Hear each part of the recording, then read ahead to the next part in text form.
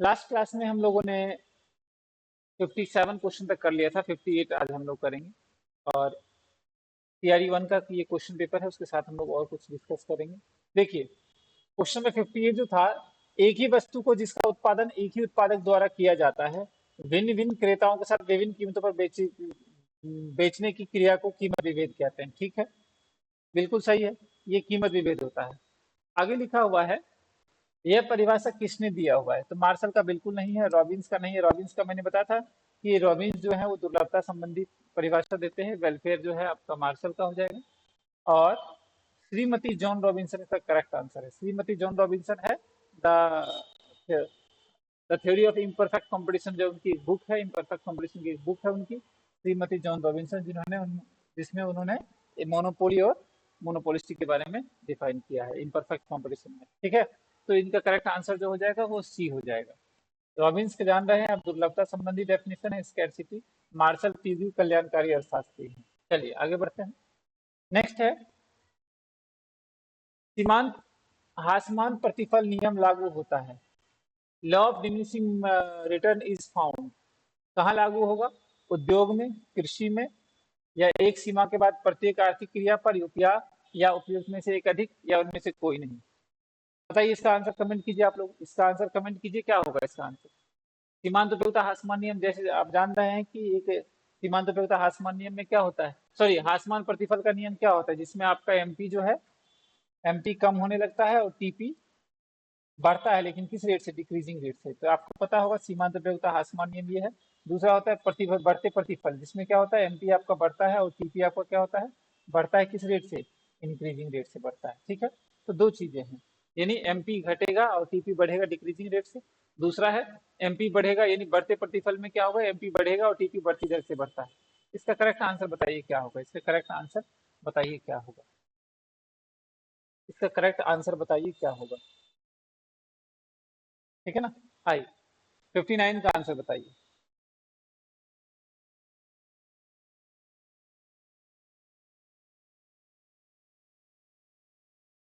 आप लोग कमेंट कीजिए इसका आंसर क्या होगा।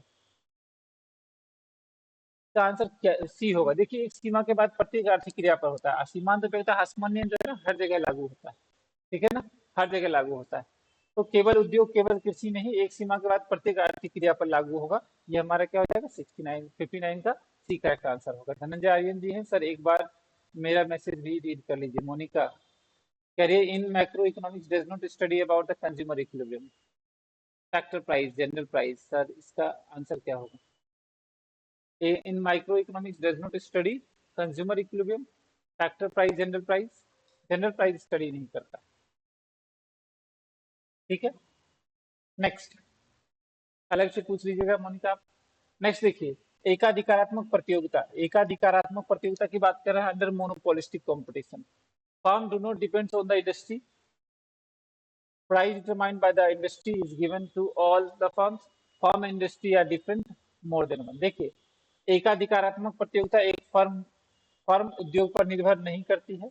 उद्योग द्वारा निश्चित कीमत प्रत्येक फर्म को दी हुई होती है। फर्म तथा उद्योग भिन्न होते हैं। उपयोग में से एक अधिक है और उपयोग में से कोई नहीं। बताइए इसका आंसर क्या होगा? आप उससे पहले हम जान लेते हैं एकाधिकारात्मक प्रतियोगिता के बारे में। मोनोपोलिस्टिक बोलते हैं इसको। मोनोपोलिस्टिक जो होता है, मोनोपोली और मोनो परफेक्ट कंपटीशन, यानी पूर्ण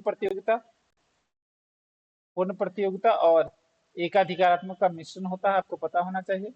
इस बाजार में क्या होता है, बहुत सारे बेचने वाले होते हैं, बहुत सारे खरीदने वाले होते हैं। प्रत्येक विक्रेता की वस्तु विभेद होता है। ठीक है ना, और सबकी वस्तु विभेद होने के कारण कीमत भी इसमें थोड़ा सा अलग होता है। बताइए इसका आंसर क्या होगा?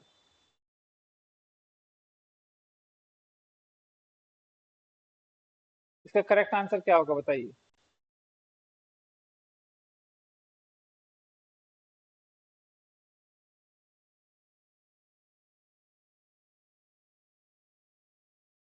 देखिए, फर्म उद्योग पर निर्भर नहीं करती, ये भी ठीक है। इसका करेक्ट आंसर बताइए। फर्म और उद्योग भिन्न होते हैं, ये भी ठीक है। उद्योग द्वारा निश्चित कीमत प्रत्येक फर्म को दी हुई होती है, बिल्कुल नहीं। ये उद्योग द्वारा कीमत जो होता है निश्चित प्रत्येक फर्म को दी होती है, ये पूर्ण प्रतियोगिता में होता है। पूर्ण प्रतियोगिता में होगा, पूर्ण प्रतियोगिता में होगा। ठीक है, उपयुक्त में से एक से अधिक या उपयुक्त में से कोई नहीं।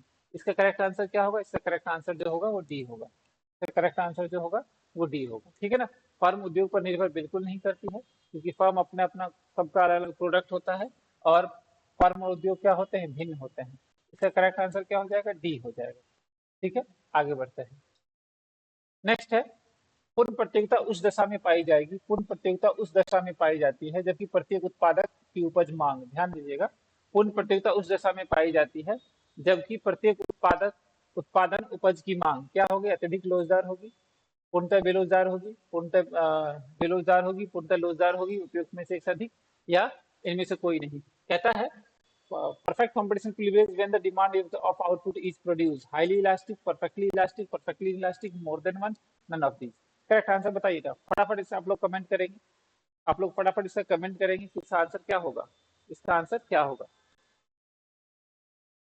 आप जान रहे हैं कि पूर्ण रोजगार ऐसे होता है। देखिए, आप मांग वक्र की बात करते हैं पूर्ण प्रतियोगिता में, परफेक्ट कॉम्पिटिशन में मांग वक्र की जब बात करेंगे तो परफेक्ट कॉम्पिटिशन में मांग वक्र इस तरह से बनता है, A R equals to M R, A R equals to M R, ये बनता है। और ये होता है आपका कैसा? पूर्णतया लोचदार। तो इसका करेक्ट आंसर क्या होगा? पूर्णतया लोचदार होगा। पूर्णतः लोचदार। पूर्णतः बेरोजगार कैसे होता है? तो पूर्णतः बेरोजगार इस तरह से होता है कि प्राइस बढ़े या कम हो, क्वांटिटी पे कोई चेंज नहीं होगा। प्राइस बढ़े या कम हो, क्वांटिटी पे कोई चेंज नहीं होगा। प्राइस बढ़े या कम हो, क्वांटिटी पे कोई चेंज नहीं होगा। उसे क्या बोलेंगे? पूर्णतः बेरोजगार। पूर्णतः रोजगार क्या होगा? प्राइस सेम है, फिर भी आपकी डिमांड जो है क्या हो रही है? बढ़ रही है या कम हो रही है? बढ़ रही है या कम हो रही है? बढ़ रही है या कम हो रही है? ठीक है, तो इसका करेक्ट आंसर क्या हो जाएगा? इसका करेक्ट आंसर हो जाएगा पूर्णतः रोजगार। 20 का करेक्ट आंसर है। ठीक है, आगे बढ़ते हैं।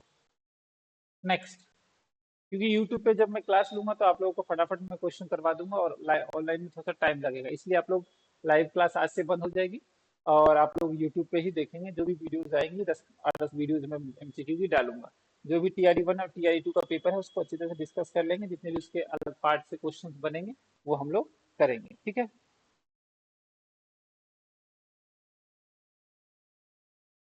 आगे बढ़ते हैं। आगे बढ़ेंगे। कहता है राष्ट्रीय लाभांश समाज की वस्तुगत आय का वह भाग है जिसके विदेशों से प्राप्त आय सम्मिलित होती है, जिससे मुद्रा की मुद्रा में मापा जा सकता है। राष्ट्रीय आय की इस परिभाषा को दिया है, ध्यान दीजिए। राष्ट्रीय आय, थोड़ा सा शायद बड़ा करना पड़ेगा इसको, तो ये लीजिए, थोड़ा सा बड़ा कर देते हैं।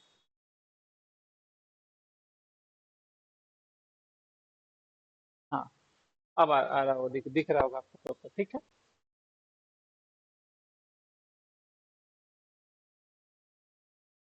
चलिए, ठीक है, दिख रहा होगा आय का।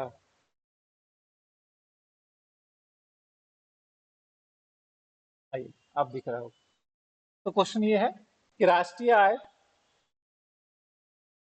समाज की वस्तुगत आय का वह भाग है जिसमें विदेशों से प्राप्त आय की सम्मिलित किया जाता है, इसे मुद्रा में मापा जा सकता है। राष्ट्रीय आय का इस परिभाषा को किसने दिया था? बताइए। The national dividend.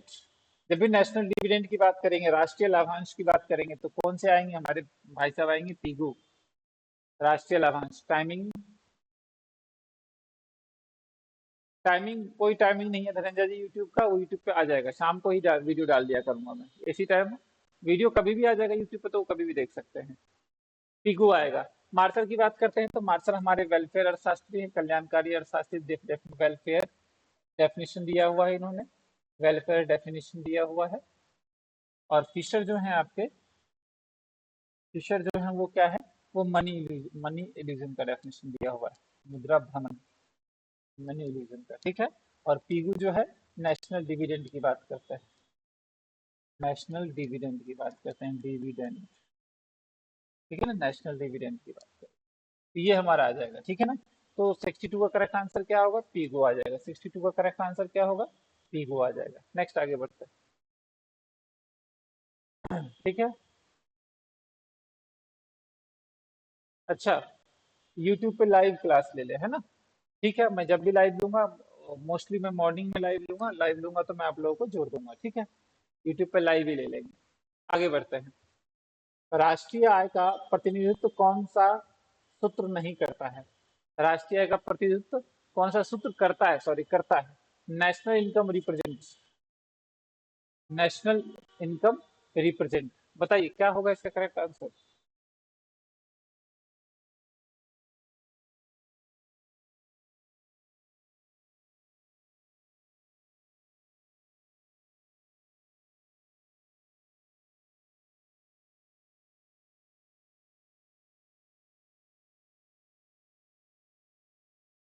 कोई है बताने वाले? देखिए, राष्ट्रीय में एक व्यय विधि होती है, और व्यय विधि का फॉर्मूला होता है C+I+G। तो राष्ट्रीय में ये भी फॉर्मूला आता है, ठीक है। C+I+G, Y = C+S+T, ये भी आएगा। इसका उपयुक्त में से एक से अधिक आ जाएगा, ठीक है। उपयुक्त में से एक से अधिक आ जाएगा, एक से अधिक आ जाएगा, ठीक है। आप लोगों ने एक चीज और देखा पढ़ा होगा, लीकेज, लीकेज शरण और इंजेक्शन भरण। भरण, शरण जो होता है, लीकेज जो होता है, उसका फॉर्मूला होता है, उसका फॉर्मूला होता है एक्सपोर्ट, नहीं import plus saving plus tax, ठीक है ना। और इंजेक्शन जो होता है वो होता है एक्सप्लोर, एक्सप्लोर, है ना, एक्सपोर्ट किया। और इंपोर्ट, एक्सपोर्ट और टैक्स जो आ जाएगा वो आपका लीकेज आ जाएगा। कंजम्पशन आ जाएगा गवर्नमेंट एक्सपेंडिचर, वो भरण है आपका, है ना। और इन्वेस्टमेंट जो आ जाएगा वो आपका भरण है। तीन चीजें आ जाएगी, है ना, एक्सपोर्ट, गवर्नमेंट एक्सपेंडिचर और इन्वेस्टमेंट। और लीकेज में आ जाएगा इंपोर्ट, सेविंग और टैक्स, ठीक है, सेविंग और टैक्स। तो ये सारी चीजें आ जाएंगी। तो राष्ट्रीय आय का प्रतिनिधित्व क्या करेगा? C+S+T, ये सीधा सब आएगा, क्योंकि इसमें सारी चीजें आती हैं। कंजम्पशन, सेविंग, टैक्स, ये भी आएगा, ठीक है ना, एक्सपोर्ट वगैरह भी आएगा, तो सारी चीजें इसमें इंक्लूड होगी। तो इसका correct answer more than one हो जाएगा। करेक्ट आंसर क्या हो जाएगा? मोर देन वन हो जाएगा। अब राष्ट्रीय की तीन विधियां आप जान रहे हैं, फटाफट कमेंट कीजिए। नेशनल इनकम के मेथड्स कौन कौन से हैं? मेथड्स ऑफ नेशनल इनकम कौन कौन से हैं? मेथड्स ऑफ नेशनल इनकम फटाफट बताइए। नेशनल इनकम के मेथड्स कौन से हैं? मेथड, नेशनल इनकम के तीन मेथड हैं। पहला आता है आय विधि, आय विधि, ऐसे मैं लिख देता हूँ, आय, व्यय और उत्पाद विधि, उत्पाद विधि, ठीक है ना। उत्पाद विधि जनरली कृषि में यूज होता है, ठीक है ना। अच्छा, मुझे कोई बताएंगे व्यय विधि को राष्ट्रीय में कब शामिल किया गया? एनीवन? व्यय विधि को राष्ट्रीय में कब शामिल किया गया? व्यय विधि को राष्ट्रीय में कब शामिल किया गया? फटाफट ये कमेंट करके हमें बताएंगे, कमेंट कीजिएगा, ठीक है। व्यय विधि को राष्ट्रीय आय में कब शामिल किया जाएगा, किया कब शामिल किया गया?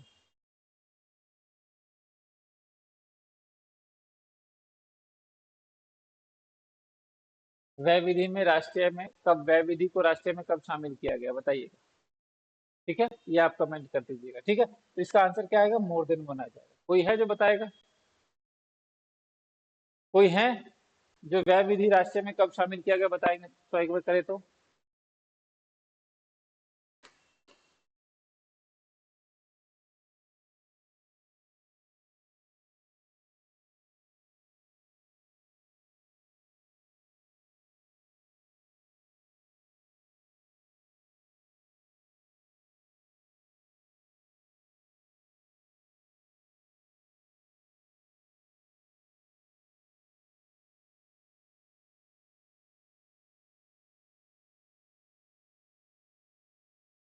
ठीक है,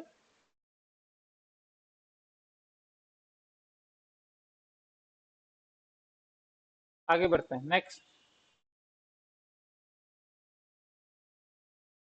नेक्स्ट है, एकाधिकारात्मक प्रतियोगिता में दीर्घकाल के लिए निम्नलिखित में से कौन सी शर्त पूरी नहीं होनी चाहिए? पूरी होनी चाहिए जबकि फर्म केवल सामान्य लाभ अर्जित करता है। कहता है एकाधिकारात्मक प्रतियोगिता में दीर्घकाल में के लिए निम्नलिखित में से कौन सी शर्त पूरी होनी चाहिए जबकि फर्म केवल सामान्य लाभ, केवल सामान्य लाभ प्राप्त करता है। फर्म केवल क्या कर रहा है? सामान्य लाभ प्राप्त हो रहा है। in monopolistic competition when firm getting normal profit, what conditions should be fulfilled under the long period?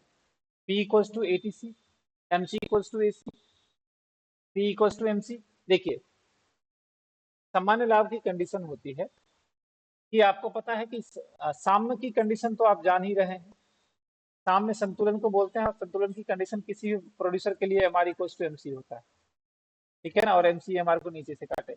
लेकिन ये दीर्घकाल में सामान्य लाभ की बात कर रहा है, तो सामान्य लाभ हमेशा वहां होगा जहां पे हमारा क्या होगा, ए आर इक्वल्स टू ए सी होगा, और ए आर को हम पी प्राइस बोलते हैं और ए सी को हम बोलते हैं एटीसी।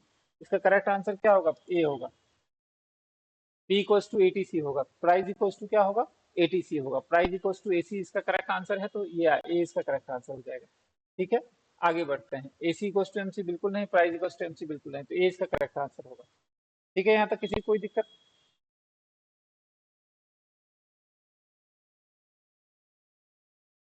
ठीक है,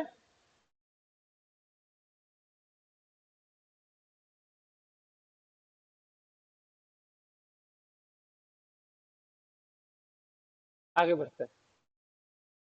नेक्स्ट क्वेश्चन है, भारत की जनगणना एवं राष्ट्रीय नमूने सर्वेक्षण में संबंध कौन सा कथन गलत है? गलत की बात कर रहा है, ठीक है ना। What is wrong with the census of India and national sample survey, and national sample survey. What is the wrong with the census of India and national sample survey? Sample survey और के लिए क्या गलत है?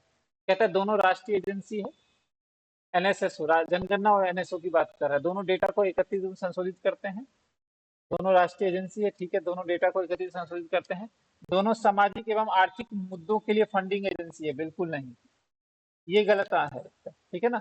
ये agency funding नहीं करता है, एक्सपेंडिचर मेथड, ठीक है ना।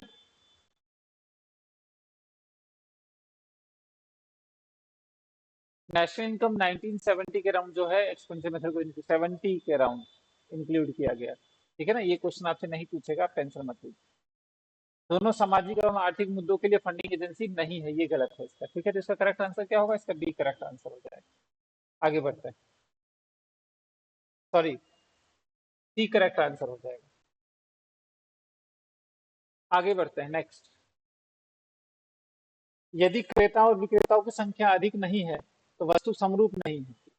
कहता है यदि क्रेता एवं विक्रेता की संख्या अधिक नहीं है, वस्तु समरूप नहीं है, और क्रेताओं एवं विक्रेताओं को बाजार का पूर्ण ज्ञान नहीं है, तो ऐसी स्थिति में क्या होगा?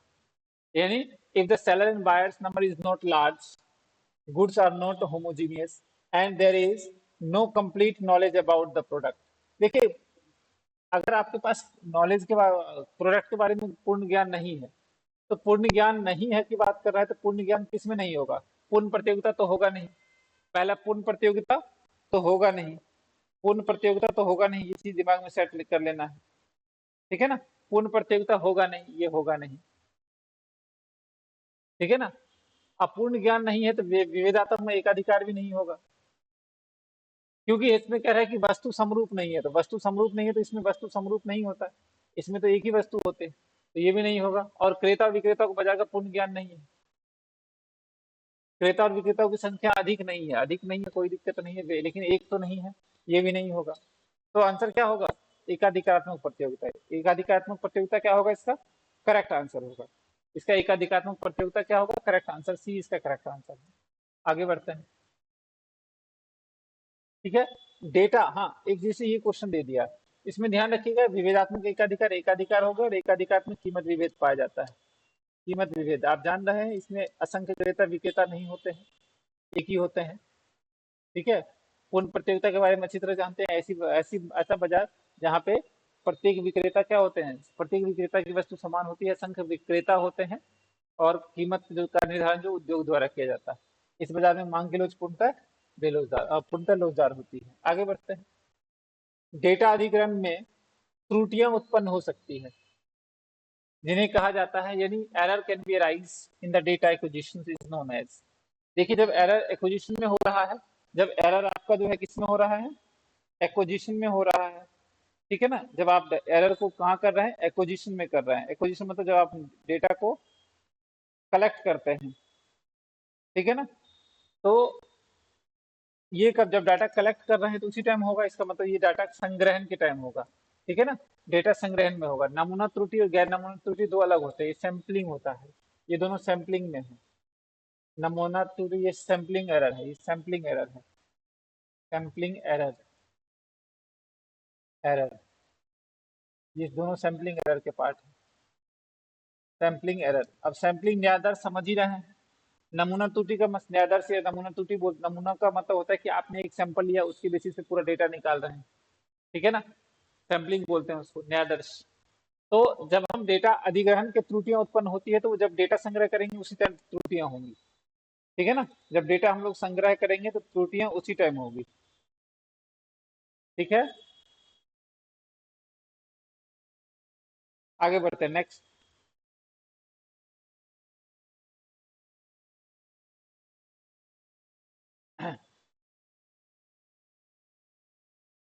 डाटा हो जाएगा। नेक्स्ट क्वेश्चन है, क्वेश्चन अगर आपको दिख नहीं रहा हो तो थोड़ा छोटा कर देते हैं। आइए, क्वेश्चन है, निम्नलिखित में से कौन सा कथन सही है? निम्नलिखित में से कौन सा कथन सही है? NNP equal to GNP minus घिसावट। हाँ, अब ये फॉर्मूला देखिए। अब इसको देखने के लिए दो चार चीजें मैंने आपको बताया हुआ है जो आपको याद करना है।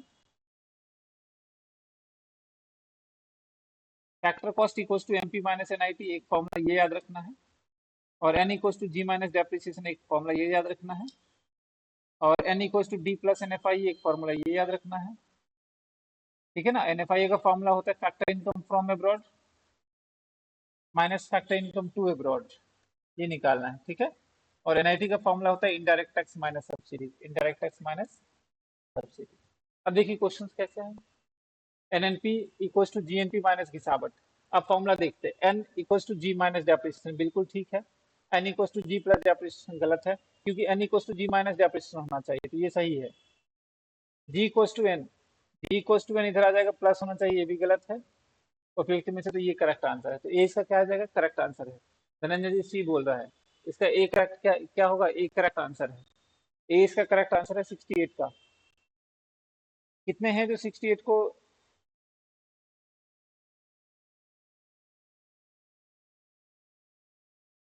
ए करेक्ट आंसर है 68 का, बिल्कुल सही, 68 का ए करेक्ट आंसर होगा। ध्यान देना है, ए करेक्ट आंसर। नेक्स्ट कहता है, इस वर्गीकरण में समय वर्गीकरण चर बन जाता है और डेटा को समय के अनुसार वर्गीकृत किया जाता है तो कहलाता है। देखिए, वर्गीकरण के चार प्रकार होते हैं, जैसे कई बुकों में पांच भी दिया हुआ है। वर्गीकरण जो होता है वो होता है सबसे पहले एरिया के हिसाब से, ज्योग्राफिकल क्षेत्रीय, समय अनुसार,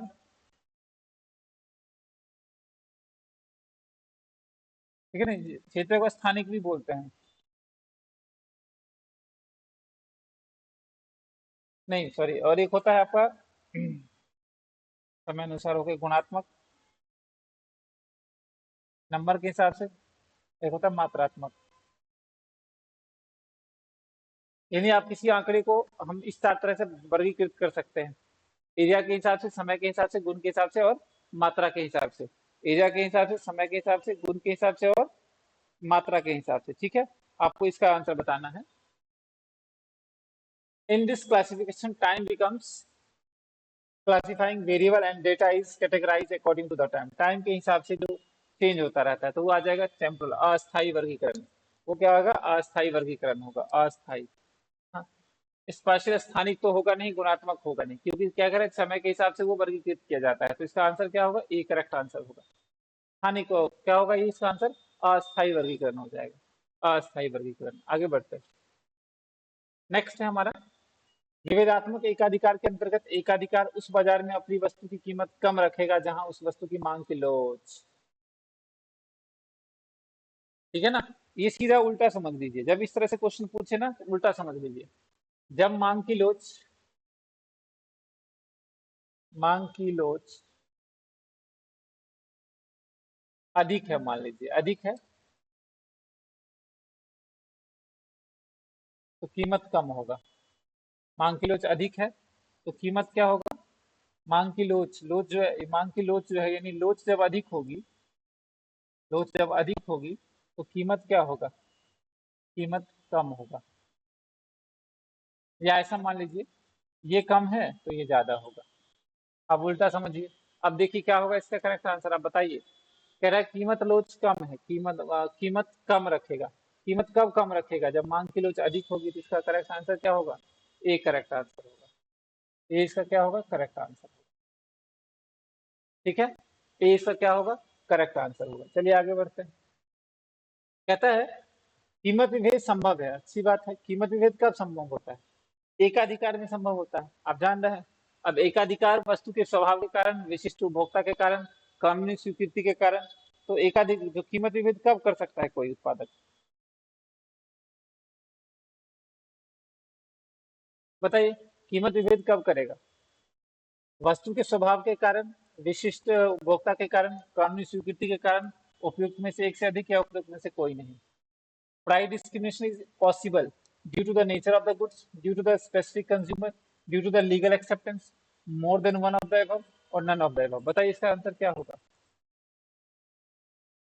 इसका आंसर क्या होगा बताइए? Price discrimination is possible due to the nature of the goods, due to the specific consumer, due to the legal acceptance, more than one of the above या none of the above। बताइए इसका correct answer क्या होगा?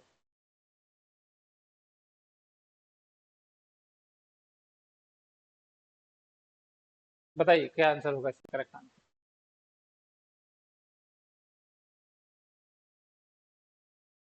राजकुमार चौहान जी बोल रहे हैं विशिष्ट उपभोक्ता के कारण।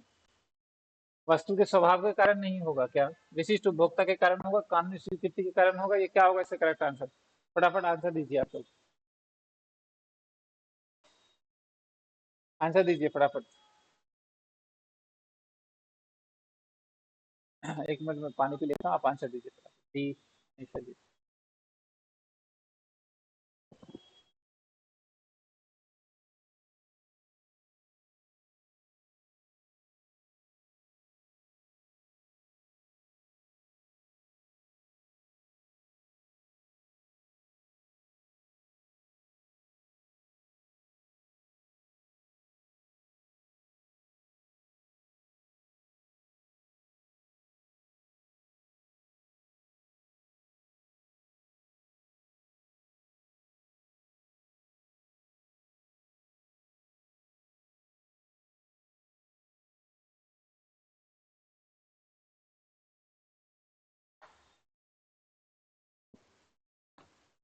तो करेक्ट आंसर है उपयुक्त में से एक से अधिक। देखिए वस्तु का स्वभाव के कारण भी होता है, वस्तु उपभोक्ता के विशिष्ट विशिष्ट उपभोक्ता के कारण भी होता है। ठीक है ना? तो इसका करेक्ट आंसर क्या होगा? कीमत विभेद संभव तभी होगा ये सारे जब ऑप्शन इसके मोर देन वन होंगे। लास्ट में इनका पीडीएफ सेंड कर दीजिएगा। अच्छा, ठीक है।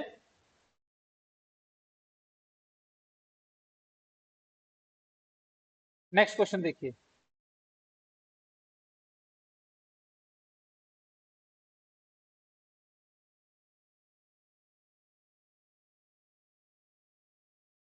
Next question. अब ये इस टाइप का क्वेश्चन तो पूछेगा ही पूछेगा। क्या सत्य है? क्या सत्य है? ठीक है, देख वो भी देख लेते हैं। देखिए एपीसी और एपीएस का फॉर्मूला वन होता है। एपीसी और एपीएस का फॉर्मूला वन होता है। आप देख लीजिएगा। एपीसी और एपीएस का फॉर्मूला वन होता है, तो ये तो ठीक लग रहा है। और एमपीसी एमपीएस का फॉर्मूला वन होता है। तो एमपीसी और एमपीएस, एमपीसी है एपीसी, ये नहीं होगा।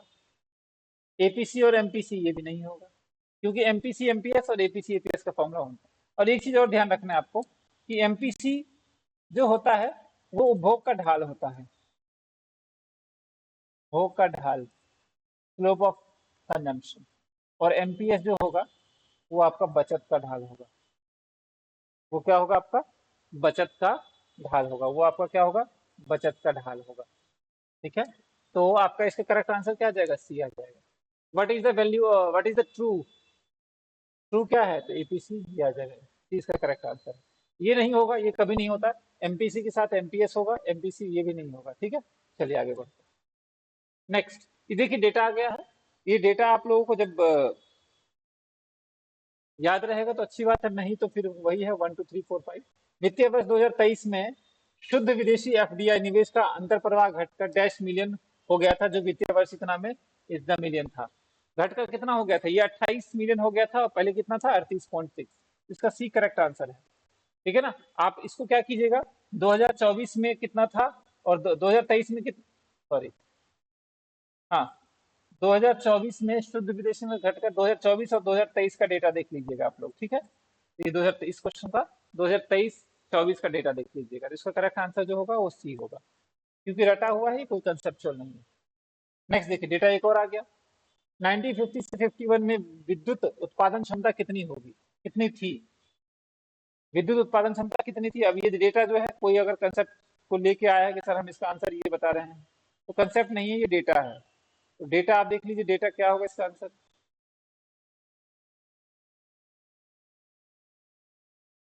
बताइए, कमेंट कीजिए इसका आंसर क्या होगा। 2.3 ये डेटा है, ठीक है ना।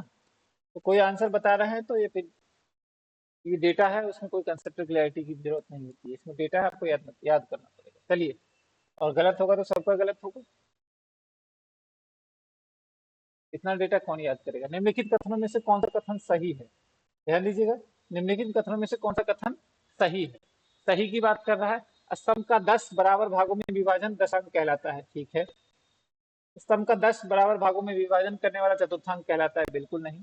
किसी भी चीज को 4 पार्ट में डिवाइड करेंगे तो चतुर्थांक होगा, 10 पार्ट में डिवाइड करेंगे तो दशांक होगा। स्तंभ का 10 बराबर भागों में विभाजन करना माध्यिका होगा, ये भी नहीं होगा। 10 बराबर भागों में विभाजन करना दशांक होता है। इसका आंसर, करेक्ट आंसर बताइए, इसका करेक्ट आंसर क्या होगा, एनीवन। इसका करेक्ट आंसर क्या होगा, इसका करेक्ट आंसर जो होगा आपका ए करेक्ट आंसर होगा, ठीक है ना।